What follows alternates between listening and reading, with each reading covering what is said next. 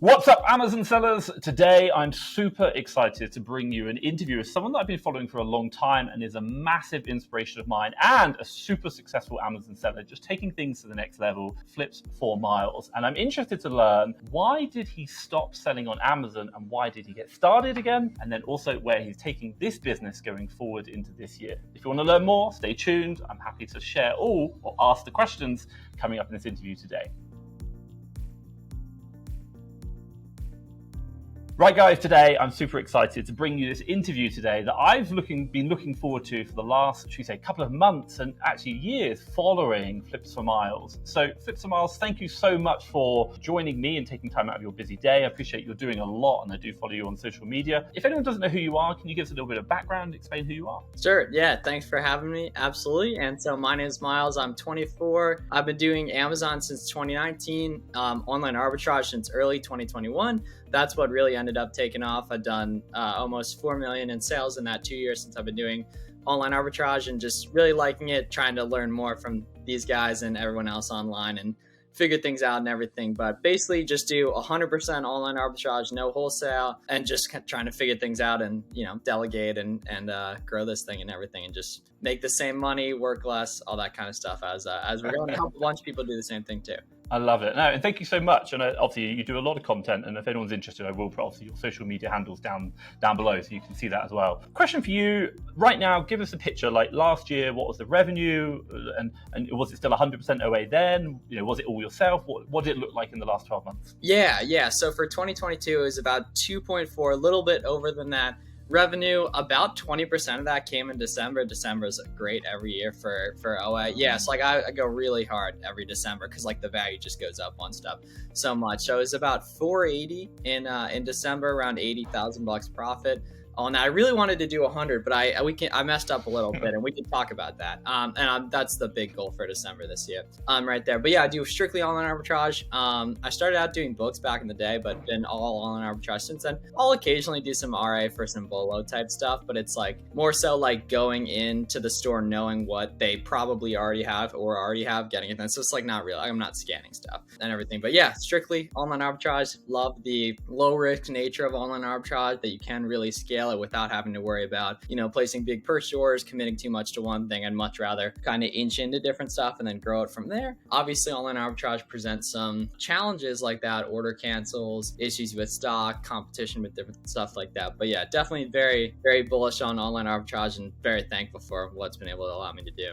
I know it's an amazing world that we live in, and I always say to people 10 years ago you couldn't really do this, and obviously it's a completely unknown business model. Our parents are like, what? I don't understand what you do. When are you going to get a real job? Yeah. So I know obviously you didn't start out this way, and I shared a little kind of insight into the research that I've done into yourself and the fact that you started and then you stopped. Tell us about that. You kind of the first bit. How did you? Obviously, you said you started out in books. Tell us a little bit about that beginning side, and then coming to the point that you stopped. Why did you stop? Yeah, so we can actually start out further back from that. So back in 2011 and the last week of 2010, I started making YouTube videos and trading Legos with people online, actually. And so I did that pretty consistently until about 2018. I mainly switched from doing YouTube videos to mainly just documenting photo style and everything. So I did that from 2011 to 2018. That was my first foray into online communities, meeting people online, not being limited to purely just the people that live around you for camaraderie, friendship, different stuff like that. And so that opened up a lot of things because I've been doing content now over half my life, basically.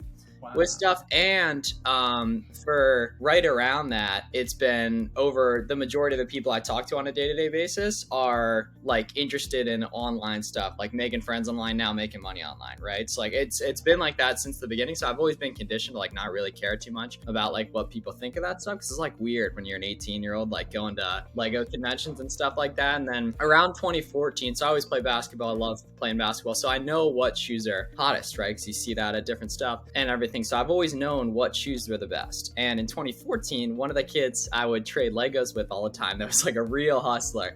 He had all these nice shoes, and I was like, oh, how are you getting those? He was like, oh, I've been flipping shoes to get them. So I was like, oh shit, I'll start doing that. Basically, he proceeds to steal $500 from me that first week, but he introduced me to the Facebook groups, which would eventually lead to Instagram pages and the different marketplaces I sold on from like 2014 to 2019, 2020. And then in 2018, basically my freshman year of college, I had these awesome friends that would always take me to the post office. So I went from like getting like 1 sale a week to 1 sale a day, and then 10 sales a day, and then started making like some decent money, right? Like $3 to $5 grand a month profit. In December, college hits me up, tells me to stop selling stuff on their campus, move to a storage unit, start doing the Instagram page. When I start doing the Instagram page, I start getting hit by social media algorithms talking about making money online, Amazon stuff, right? I end up watching this podcast. Guy travels country, living in car, flipping books. Avery, Roamer the Roamer, right? Our guy right there. That was in about October 2018. So it was like right before I started, right before I cracked sneaker reselling, made like $5 grand in December 2018, like 4,800 profit, which was a ton, like very, very part-time. But I just like started to see different opportunities and squeeze them a little bit more. And then summer 2019, I was living in my college town pretty much by myself. It's like, shit, like I knew about that Amazon thing. Like, let me go try that. I go to Walmart, I scan everything, bang, restricted. But I go to the thrift store, I scan the books. Yeah, I can sell some of these, right? So I start working so hard on that, and my income falls by like 80%, basically. But like I'm working hard on it, and I'm doing the Instagram page right now. So I got the Flips for Miles brand going, right? So I'm meeting all these people, and they're telling me different things about books, and it makes the sneaker thing a lot more fun because I got people that I really like doing it with. Same thing with the Lego stuff back in the day, right? And then basically, we all know what hit in 2020 hits. I can't get any more inventory from the thrift stores, library sales. I go back to the sneaker stuff, seriously, do that. But the key is that the whole time I'm still talking to a bunch of people that are doing pools on Amazon, toys on Amazon, because now ungating starts to become a thing, right? For those watching, if you started in the last 3 years, you've been very blessed with ungating being normal to you. It's not normal for most people that have been at this a while, right? And then basically I'm selling Nike shoes on StockX, on GOAT that whole year of 2020 to other resellers. And then I get hit up by one of my friends who was doing Amazon. He's like, dude, like you can get Nike ungated really easy. I'm like, really? And then I didn't do anything because I didn't really believe it. And then February of 2021, I did it. And then I immediately listed some of my shoe inventory that I was selling on other platforms on Amazon. And it's like, bang, FBM sale, like immediately. And I'm like, okay, like I start talking about Amazon online. I'm watching a Gary Vee video. He's like, I can't believe you're not replying to every comment on everything. So I was like, all right, like I'm not just going to reply to every comment. I'm going to DM every comment. And one of those comments was Garrett, my buddy who I do the podcast with. And that week, I DM'd him, we got on Zoom. He showed me this crazy online arbitrage sauce that like he didn't have to show me at all, but he trusted me because he got to know me from my page, right? And everything. And then like that week, like it took off like a rocket ship, like for where it was. Cause I was done college at that point. I was like, I'm going to figure out making money online. And then within like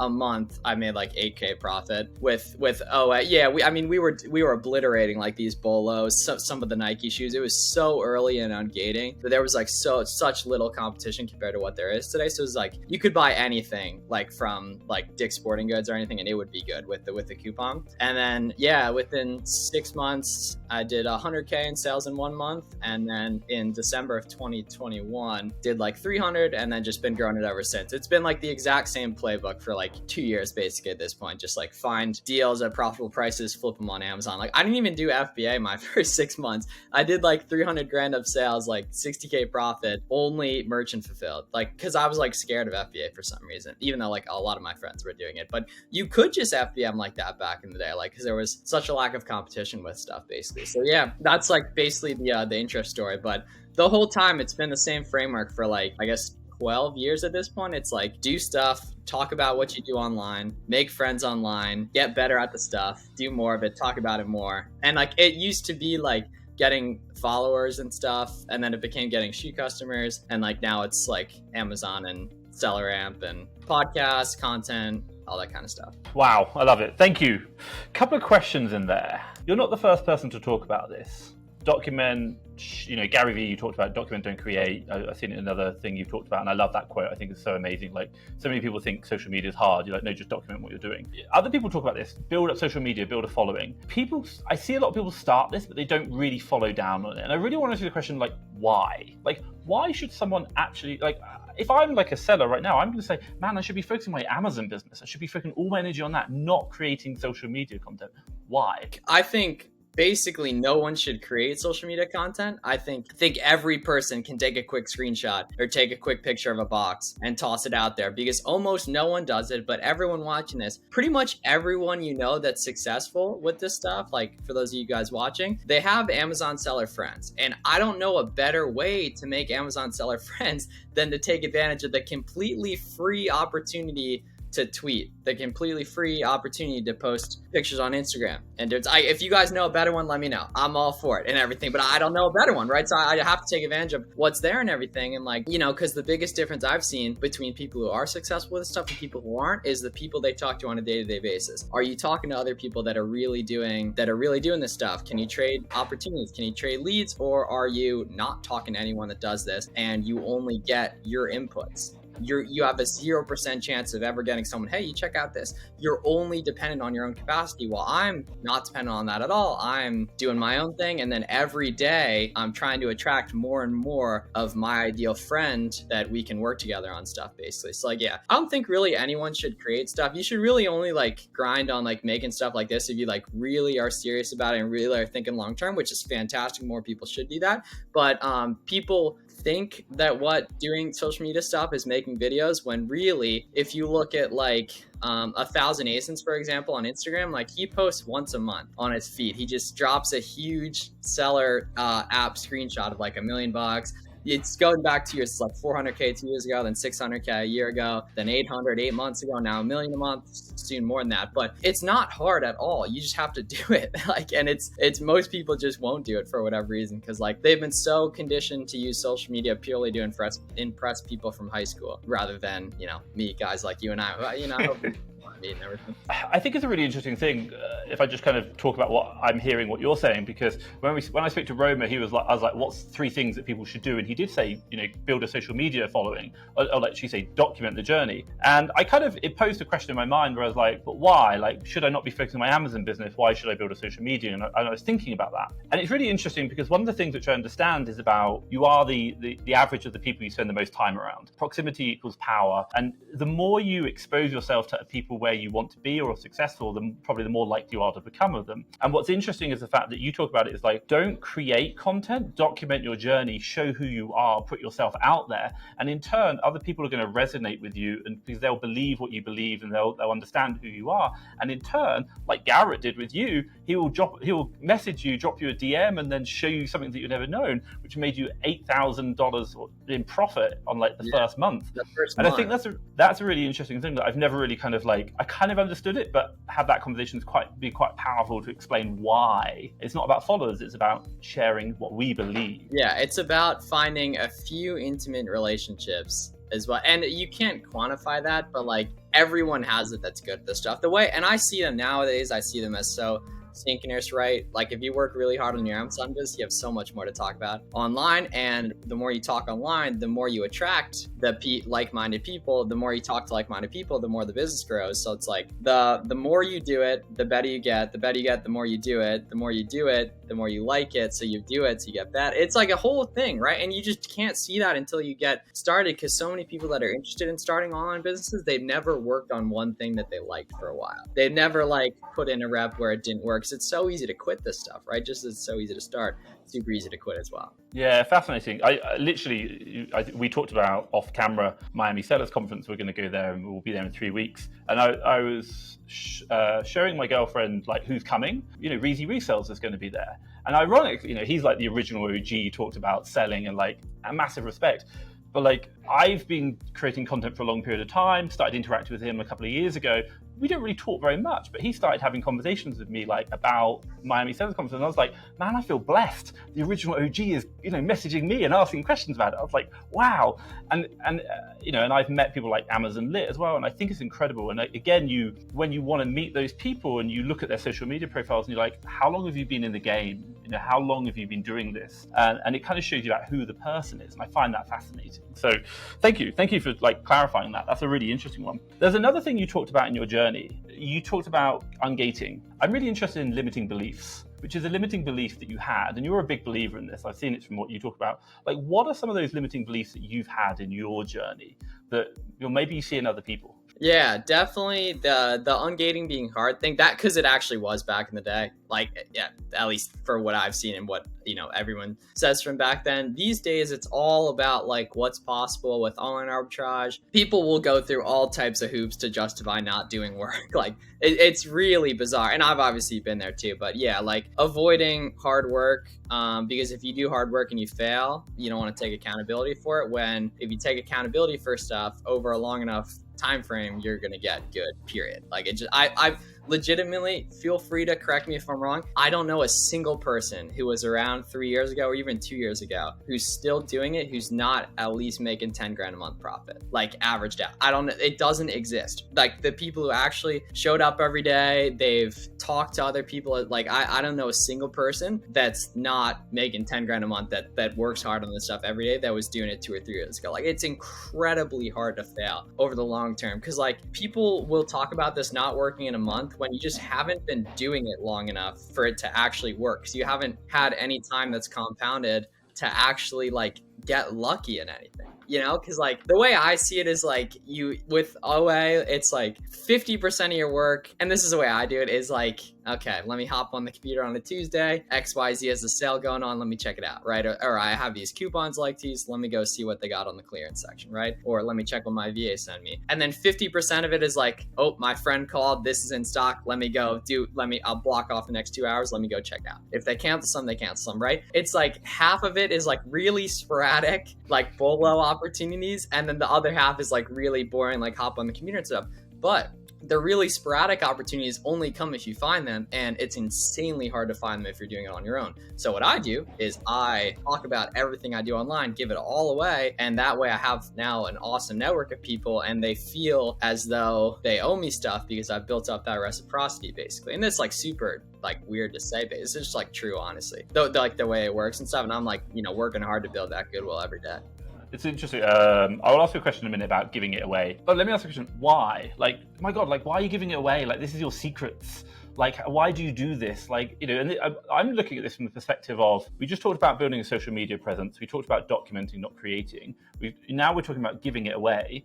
I'm sure people are like, oh, I wouldn't mind building it, but I don't know what to talk about and I don't want to tell them my secrets. What would you say about that? I like I said it earlier, I don't know a better way to figure this out further and learn more than talking to other like-minded sellers. And I don't know a better way to attract like-minded sellers than, trying to help them asymmetrically for free, 1 to a million, like in terms of what's actually possible. Well, more than that, but like, I just don't know a better way. I'm all for it if there is, but I just don't know a better one. And what would you say, like, one of the classic questions is, Amazon's already saturated. If I give it away, I'm losing everything that I'm learning. What would you say to that? Yeah, I think that's insanely short-term minded in that, one, it takes the power away from you, as it lets macro trends affect you to the point to where you wouldn't be able to do stuff. So if you think that, like, you're just not going to do as well as you would if you believed it was like a great opportunity.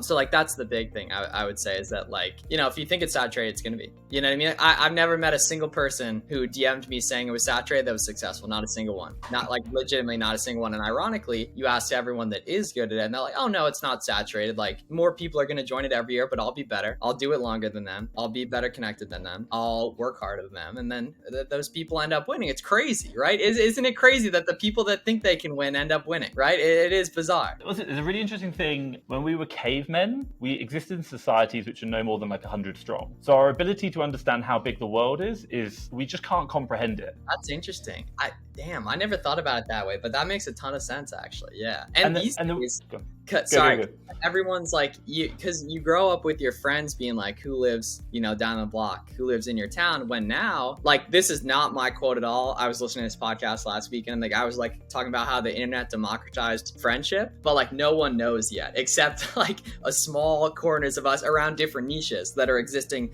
whether it's like gaming or making money online, or like, I'm sure there's poetry online communities. Like now you can be friends with anyone and theoretically everyone and stuff, but you have to actually go and find them, and I like attracting them much more than finding them. Like I'll never send a DM or I guess sometimes, like, but I'm not like sending DMs really asking questions to people anymore. Like typically I have people I can go to now because I've built up that, over time and stuff. But yeah, the people just don't want to go post for 4 years every day and stuff. Like it's been about 4 years at this point, and it'll be another probably at least 4. Oh my God, yeah, definitely. I think the way I think about it is like we can only really comprehend about 100 people, maybe 1,000 tops. That's in like society, and that's it. And I love it when I'm in an aeroplane and I look down on like cities. I'm like, this is so big. Like this is one of like so many cities. And if you ever comprehend, like if you ever do anything like think about the universe, by the way, like if you look at the distance between galaxies and stuff, it's like it blows your mind. But what it kind of makes me think about is like I can't physically comprehend how big this opportunity is. And what I have to do is take leaps of faith that if I give some information out, I'm going to get way more back. And, it's like what you're saying, like, where you talk and share what your knowledge is, like people come back, it's like, and that's interesting. Like, I recorded a Keeper video and people are like, wow, it's amazing. I'm like, that was everything I knew. And now people are teaching me Keeper. I'm like, thank you so much. Such a good Keeper video too. I know, because I'm trying to make better tutorials. So I was watching it too. Cause like you were explaining like all this stuff so well, like the toaster, the you always use that as an example. Yeah. So everyone watch this. You want to learn Keeper. I think it's the number 1 ranked video, right? It does pretty well, yeah. It's in the top. Yeah, exactly. Go watch that Keeper video. It's awesome. Yeah. So I really like that. That was like 3 years ago, I think I recorded that. Crazy, man. Yeah, because like I'm trying to be a better YouTuber, and it's like if I just put much more time into actually helping people, like I know it's kind of like simple and stuff, but it's true. Like the videos will do way better. You know what I mean? Absolutely it is fascinating. That works. And so honestly, thank you. So obviously I kind of feel like we're going off on a massive tangent, but I think it's a really important point because a lot of this like is mindset. A lot of it is around how you believe and how you approach the problem. All of it is. Yeah, just pure. Like all of it is. So talk me through the last year. You did 2.4 million roughly. Most of it, or 20%, 480,000 was in December. Absolutely amazing. Talk me through like the operation aspects. Like I have like an army of VAs. I'm like a man who's like leverage people's time, money, capital. Like I'm interested, like what does it look like to your business? 2.4 million. What does that look like operationally? Yeah, man. So I have had a ton of limiting beliefs around delegation and stuff. But then again, ever since I've been doing online arbitrage, buying product has been like a social thing. Like it's kind of weird. Like it's what you do with your friends, right? The way I've seen it. So I've like always been cool with buying stuff basically. But yeah, it's like I got a prep center last March. I still probably did about 70% of the prep myself and helpers last year, just because I'm lucky, man. I live in Pennsylvania, so I have sales tax advantage on certain types of product. So I can pay less than people, right? So like even if it's more work, like I'm totally cool to do the work for the money right now. You know what I mean? Like I'm in this to try and stack out cash and everything like that, because I know that like I'm gonna invest that money and it'll grow. It'll pay off for life and everything like that. But yeah, so 70% prep. I got a warehouse in October, like a 3,000 square foot space. However, it's just till the end of February actually, so I'm sprinting to get it cleared out now, right there. But it's good. So that was really helpful because in December it's FBM time. And FBM is amazing because you can buy something and have it sold within a week of it arriving. And it's not just that sale that's important. It's that second sale of buying more of it. So you get more immediate feedback, so you can compound both knowledge and capital so much quicker. That's really only available during December for most items. But yeah, I did like something like 6,000 to 8,000 FBM orders in December, which was like a ton of work and everything. But like with everything I feel like in life I've done that was challenging, like 2 months later, I'm like, oh man, like I could have done more. Like I'm glad I did it and everything. So yeah, a lot of sneakers and clothing, mainly clothing these days. I'm definitely not opposed to other types of products. Like we were talking off camera, like my virtual assistant sending me a lot of like neat new beauty stuff and everything. So I'm super excited about that. And once restock limits settle down a little bit more, or I guess go up a little bit more, I should be all prep center about a month from now. And I'm super excited for that because I want to learning a lot from this virtual assistant about like new types of items to look at, new websites. And while I'm like super excited about what I've done and I think I can maintain it, like growing it, that next step is like new types of products and expansion outside of just myself with VAs and stuff. Question for you: Why are you going prep center? You got a warehouse. Obviously, you talked about feedback massively. You can iterate a lot quicker with you're doing it yourself. FBM. Why are you going prep center? It sounds like you're getting rid of FBM. For the time, yeah, because it's only at scale in December. So I got the warehouse, like I told them 4 months, and then we ended up doing 5 months basically, like got the guys who own it basically. So yeah, it's a better lifestyle in my opinion, you know. And then like ideally I'm gonna move to like maybe Florida or something where there's no sales tax, or there is a bunch of sales tax. Like it wouldn't work that way, you know. But I just like the lifestyle. Like I you know, I want to be able to, you know, maybe go to the Philippines and hang out with you or something like that, you know. And everything, you just can't do that when you have that big, you know, overhead and infrastructure. So like for the time being, like you know, I'm lucky that I built up this skill and now can go, you know, enjoy it a little bit more and have a better lifestyle with the prep center model. No, I can certainly understand that, and I know a lot of people who are very, very similar. One thing I really liked what you just mentioned there is something that I kind of like picked up as well. I'll just say it because I think it's a really important thing to talk about. People talk about the 10,000 hour rule, you know, becoming mastery, you know, like becoming a master at something is 10,000 hours. I don't know if you've heard that before, but Naval, I think you follow him as well. He talks about it. Man. Yeah, he is. He talks about it's not time, it's iterations. It's constantly learning, and you talked about it there. Feedback on knowledge, purchasing decisions, and feedback on capital to be able to reinvest it all. And I think that's such an important thing, and I just want to highlight that because I think you're saying I can do FBM, I can do it twice in December, I can learn what's selling, go buy more of it in a week, and I can, you know, obviously I can do but you're iterating on profitable products, and you're basically doubling what I can do because I have to ship to a prep center and all that.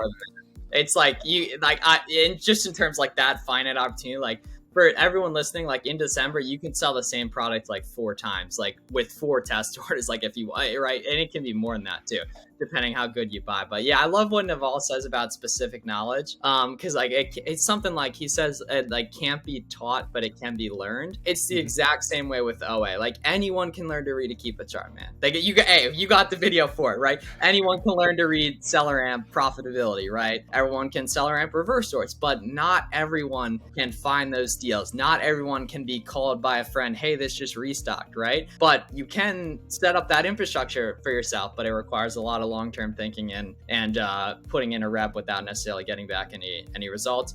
I've probably talked to hundreds of sellers on the phone or Zoom the past like 2 years, and then I got like 10 of them that I'm really, really close with, and we just, you know, do this whole thing together basically. Yeah, no, interesting. You talked about lifestyle. Tell me about your lifestyle. Yeah, I just work, man. Like, you know, I think right now, like I'm in the wealth accumulation phase of life. Like I like playing basketball, I like spending time in nature, and I like making money basically. You know, like it's what I've always, you know, like I traded Legos when I was 13 and 12, like not to make money, but it did make money. And now in the same way, buying product doesn't really feel like making money. It obviously is, but like it's more so just fun and stuff. You know, like I like the type of people that do it, and I do it with them. So like it makes it a lot of fun doing it like that. Obviously no one likes to prep stuff. That I have to do to make money. But like, alleviating that basically. But yeah, I mean, I don't know. I think like I'm happiest when I'm working, and I'm just gonna do that until I'm not happy with it. Yeah, I think Naval talks about it. It's like, you know, everyone's like, what should I do? And everyone says, oh, find your passion. And he's like, no, find the intersection between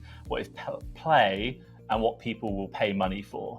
For you, sourcing is playing. Like I just network people and I find making content too these days. You know, there's certain days when it's like not fun and stuff, but like I don't know. I think there's like the times I feel the most fulfilled is like when we record like a really, really good podcast that I know I didn't charge a dime for. Sure, it's gonna help with paid stuff down the line, but like I know that someone out there is gonna be able to improve their life based on that. And I think if I can take that frame into everything I do, like only gonna get better results. Agreed. I wanted to quickly come back because I appreciate you've done amazing results last year. I kind of asked you about the operational aspect of it. You said you had a warehouse, you had a warehouse for December or Q4, you've got a prep center. Like, is it just you? Obviously, you said you got a VA, but I understand off camera that this has only just started, this VA. Like, 2.4 million in sales. Is this just you? Like, what's the kind of, obviously you've got people helping you support, but like, what other people do you have in your team, should we say? Because I want to, other people might want to copy. Yeah, so I have a content VA. Him and I have been together for like a year. He's the man. Like I would go to war for that dude.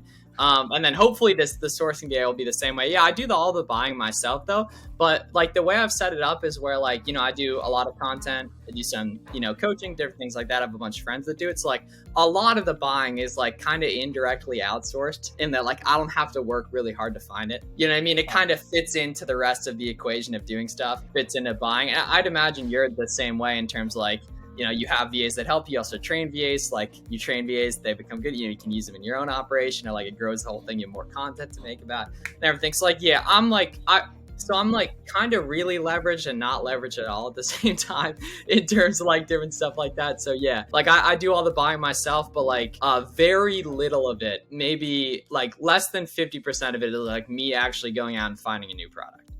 It's either like restocking stuff or stuff that's like I've looked at so many times that I have such a good idea of what price I need to find it at. It's like it's pretty easy to, if I see XYZ website has a sale going on. And question for you is, let's put it this way, because the majority of people's time when they do online arbitrage is spent sourcing, finding product. And it sounds like because you've got your network of the sellers that you work with and you share deals, you've talked about that previously in other interviews that I've seen, you have like a very small team, you always share, you're always talking 100% open and honest, numbers, deals, everything. But also as well, you understand the market, you understand what's going on.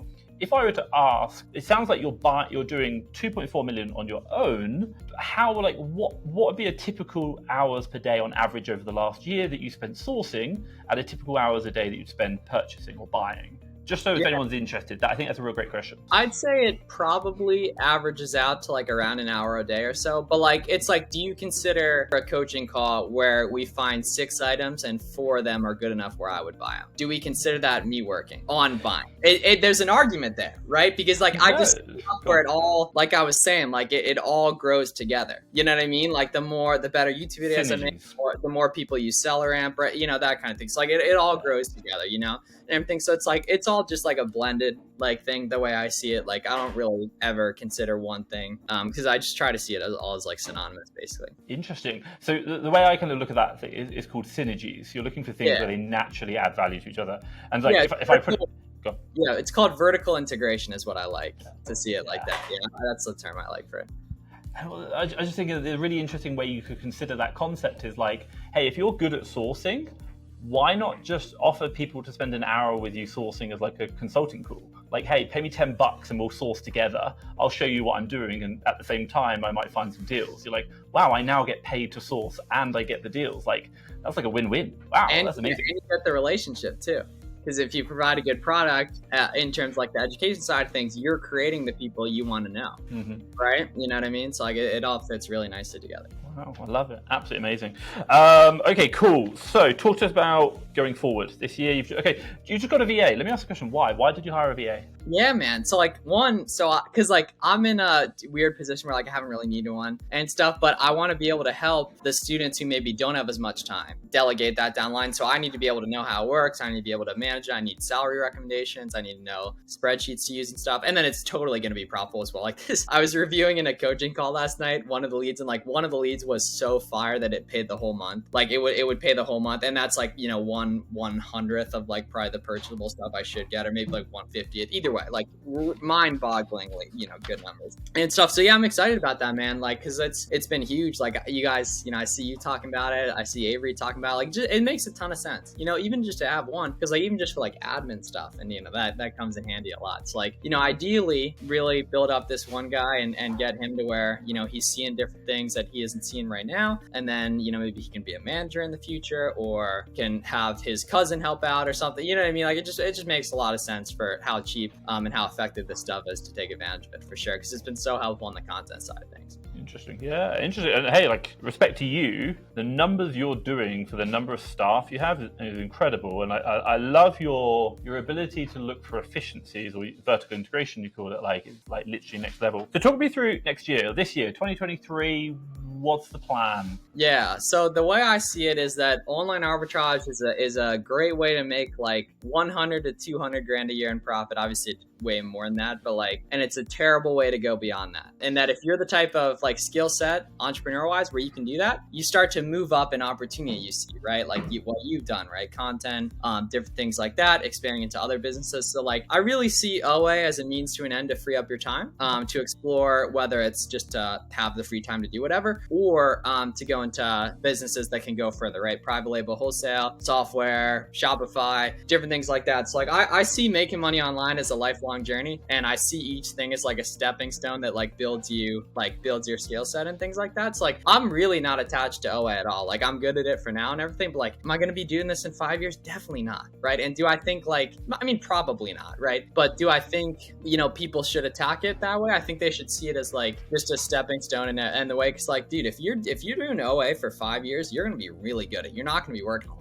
You know what I mean? It's like, if you do it, you have to like it for that long. And if you like it, you're going to end up being good at it. Right. So like, I just see it kind of as like a stepping stone. It's like, ideally maybe 400 grand of profit and 100 of that in December, which is the nice part. Is like, I'm not going to have to do much between now and like, October preparing for that, like 25% of it right there. And everything. So like, yeah, I see it as like, I could probably do like 200 grand profit in replens, like 15-ish a month average between now and November. I can clean another 100 via just some bolos and stuff. Probably already done like maybe 20% of that in terms of just like infrastructure and things. And then yeah, big 100 in December. That should be pretty good. But yeah, I see it all as like, and that like I got other stuff going on I'm really focused on as well. And if I can do that with OA, I know that I'll have the time and resources available to do bigger things in other places as well. It's a really interesting thing. I think like people might be listening to this going, oh no, 5 years you're not going to do OA, then why are you doing it? It's like, it's not about that. It's about you're learning skill sets. Yes.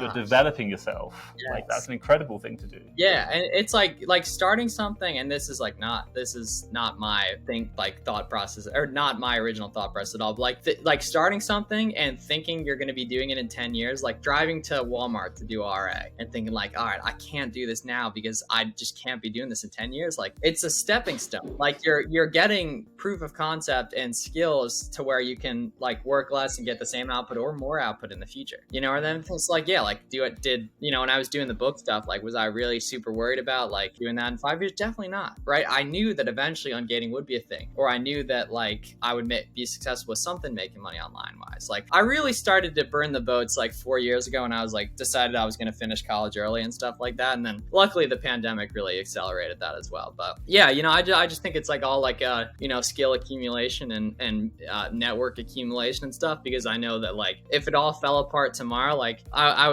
can make 10 grand a month within 2 months guaranteed profit, like doing something. Yeah, it's you invest in skills. Look at this whole equation, not like, yes, you want to generate assets or wealth, should we say, or money, but also really try and focus on the skill development part. And when you get to the point whereby my skills aren't developing, then it's like, okay, now I need to transition. That could be like a different business model, it could be like social, it could be something else. But invest in the skills. And I love your quote, burn the boats. And I think that's a really important thing. Like, I look at it like when I did the whole entrepreneurial thing, is I looked around me and I saw people who were earning like good money, but in jobs that they hated. And I was like, I refuse to live my life that way. I refuse to get stuck into something whereby I hate what I do. And what I realized is that as I go through my journey in life, is that what I want changes because my eyes get opened up to more opportunity. And so I have to burn the boats, but that's only to like let go and to change into new opportunity. And I think it's amazing. So, great quote. So thank you so much. I got a couple things to keep going on that, because I'm just starting to get. This is I'm pretty sure my original thought process, but like, you really see what people are interested in by what they post on social media. Like, I've never thought about that, but it's so true. Like, I've seen so many people who like swear they're working hard on this, but then like I go to their Twitter feed and they've never talked about Amazon once, and they're just talking about stuff. Sports, right? You clearly, sports are your priority more because you're talking about sports, you're interested in talking with more people about sports. Like, clearly it's not a priority, but like, you can go to my social, I don't even have personal socials, and like, you can see that business is a priority right now. Will it be in the future? Who knows, right? But it is right now. But like, you can also see like if people are doing the social media stuff, like, they're so much more accountable, right? Like, there's such a higher level of commitment, in my opinion, with it, because it's like, I mean, there's really no argument against doing it besides like, I don't want to. Yeah, you know what I mean? Like, or like, I don't see, there just really isn't at the end of it, if you like really want to do this and everything. And then on your point of like, looking at people that are ahead of you in terms of like, well-paying jobs and stuff, that's a good point too. I really like, there's this guy I follow on Twitter who's talking about how like, you should look at the people who are 10 years ahead of you, 5 years ahead of you. And if you don't like their lifestyle, like, don't do it as much. And that like people, what's nice is like, I think a lot of people watching this would love to be mobbing out in the Philippines, different stuff. And that's what's beautiful, is that like, that's insanely possible via online arbitrage, like way more possible. Like, everyone watching, you're like one good connection away from like being able to do that like next month. And it's like, you know what I mean? Like, being able to live on $2,000 a month, $3,000 a month, different stuff like that, and live on the beach and everything. Like that is insanely possible. Like, and that's what's beautiful, right? About you guys are in the right place watching this and everything. That's really, really possible, and that's what's good that I do see this as really as an opportunity worth pursuing, because I see the guys that are further down the line, and it's like whether I have a big warehouse and I make a bunch of money, or I live in like Costa Rica and I surf and work an hour a day. Like, it's like good stuff too, like, so the people that are succeeding with Amazon, I think, do live pretty good lifestyles eventually, like I'm still totally in grind mode. So like, it's kind of different, but it's also by choice, and stuff. And who knows, in 5 years, it probably won't be that way. Maybe it will. But hey, I think the one thing is, or what she said, the thing to think about is you can see it. You said it. You can see it in your social. Look at what you document every day. Yeah. You can see that you love what you do, and I think that's incredible. And you do a lot of interviews through Buy Box Bandits. But you're in this journey, and I think that's fascinating. But you're going somewhere like, I want to have fun. I want to use a lot of vertical integration. I want to learn skill sets. And in 5 years' time, I'm okay with the fact that I probably won't be doing this. But I'm not worried about like, am I wasting my time? No, I'm on a journey and I'm grinding, I'm making money and I'm documenting, but I'm building networks, I'm opening up my eyes to new people. I'm seeing, because the way I look at it is the world is an amazing place. 20 years ago, this was impossible. To our parents, the idea of selling online, doing it on a laptop is incredible, like impossible. Most people don't realize that when they buy from Amazon, they're not actually buying from Amazon. They're buying from someone else. Like, and my question is, if that is the reality today, what will it be in 10 years' time? And I always think about, I want to get in the best position that I can take advantage of that when it turns up, because it's changing rapidly. Yeah, and the best way to do that is like building skills and building trust, like essentially kind of like your resume or whatever. But like, someone can watch this interview 5 years from now. Hopefully I'm still doing my thing, but like, they're going to be able to see that like, there's no argument that I didn't do exactly what I said I was going to do. Like, you can go look, you can see the first sale I made on Amazon, you know what I mean? Like, and everything. That's what's nice. Like, it's building trust, the whole time basis. It's going to compound and everything. So yeah, I mean, you'll be able to see this like, 5 years from now and be like, okay, like that's what I was thinking about. Like, and people just aren't going to be able to dispute, that you were doing what you said you were doing, because it's all there, because I'm fully accountable to it. Like, this exists in my life right now. No, I love it. Right. Thank you so much. My God, so much knowledge dropped there. And I think I learned a lot about like life skill and mindset, which I think is like, that's like over half the battle. Like, doing stuff is quite easy. Yeah. Like the commitment, you're going to figure it out over, like I said, I don't know a single person like from 2-3 years ago that's not making the money, at least like, $10,000 a month probably. Like, it doesn't exist. If you do this long enough, it will work, averaged out, period. And if it doesn't work, it's because you didn't work. Because you see like that all the people doing it, like there's some like I've seen like a 19-year-old make 10 grand profit in an hour buying Bolos 2 weeks ago. You know what I mean? Like, if he can do it, if I can do it, if you can do it, other people can too. And like, believing in it's the big part of the battle. No, I agree. It allows you to do it. It allows you to do the work. It justifies doing the work, which actually gets the results. So thank you so much. So if anyone wants to get in contact, what's the best way? Yeah, so all social media platforms, Flips the number 4 miles, really focused on YouTube this year. Going to be pumping out a bunch of high quality tutorials, live stream a couple times a week. If you want to join our free Discord, you can go to freediscord.flipsformiles.com. Love chopping up on Twitter, chopping up on Instagram, Flips for Miles as well. And then we have closing in on just over 100 podcasts on the Buy Box Bandits as well. And I am a co-owner of SellerAmp, which is a product research tool. So you can try that for free at selleramp.com as well. Or no, actually, affiliate link, I assume, in the description. For that, yeah, okay. It doesn't matter. Like, I know the owner. It's fine. Yeah. Sounds good. Yes, that's where you guys can find me. So thanks a lot for sticking around through the whole time. And you guys are in the right spot watching this kind of stuff, I hope, and hope it helps. Cool. Thank you so much. And obviously, if you like this, hit the like button. And obviously, I will drop all those, links down below, so obviously you can access it as well. So, Miles, I just want to say thank you so much for your time. Thank you for sharing everything you've done. I love your mindset. I love the journey. Very inspirational towards everyone on this. And I'm super excited to see what's happening over the next 5 years, and obviously to come meet you in person in the Miami Sellers Conference as well. So thank you so much. Yeah, thank you. Seriously, I can't wait. All right. Take care. Bye-bye.